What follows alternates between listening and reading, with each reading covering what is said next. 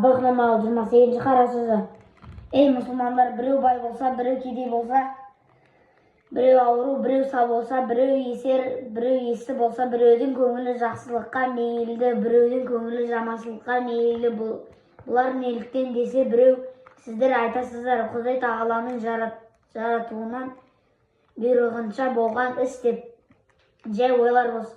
Олай болса, біз Құдай тағаланы ғайбы жоқ, міні жоқ, өзі әділ деп иман келтіріп едік. Енді Құдай тағала бір антұрғанға еңбексізге мал береді екен. Ешкімге залалсыз бір момынды ауру қылып қорқылады екен. Қайда бір ұры залымның денін сау қылады екен. Әке-шешесі бар бір-екі баланың бірін есер қылады екен. Талам жұртқа қызық, бұзық болма, түзік бол деп жарлық шашып жол салады екен.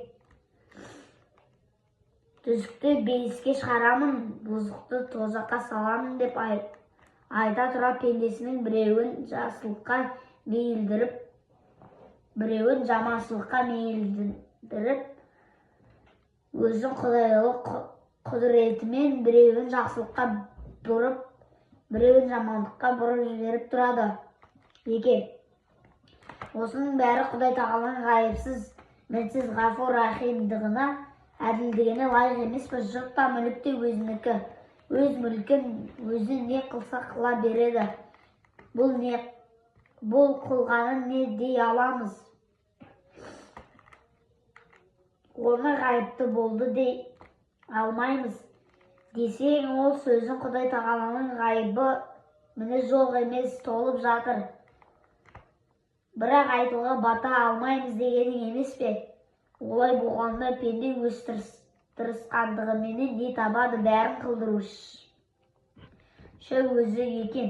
Пендеге өкпелейтұғын еш нәрсе жоқ.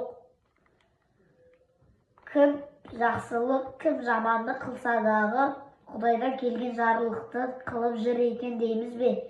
Әрбір ақылы бар кісіге иман парыз, әрбір иманы бар кісіге ғибадат парыз екен. Және әрбір рас іс ақылдан қорқпаса керек. Енді біз ақылды еркіне жібермесек, Құдай тағаланы ақылы бар кісіге иман парыз дегенін қайда қалады? Мені таныған ақыл менен таныр дегенін қайда қалады? Дініміздің бір